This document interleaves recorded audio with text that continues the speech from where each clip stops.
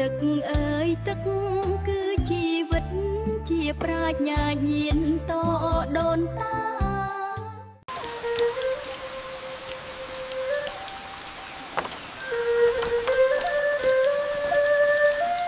កម្លាំងសាមគ្គីនាំមកនៅភាពរុងរឿងទឹកជាជីវិតត្រូវ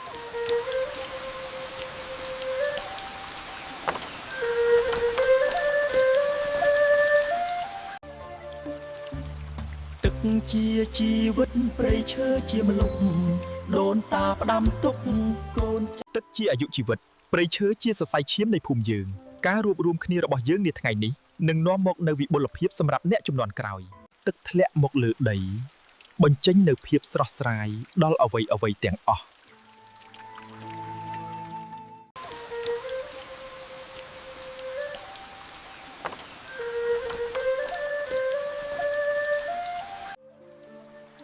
យើងត្រូវថែរក្សាព្រៃឈើ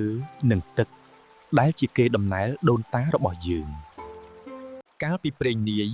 មានភូមិមួយឈ្មោះថាព្រៃលាក់ព្រះដែលបដិរទាំងឡាយរស់នៅប្រកបដោយភាពសុខដុមរមនា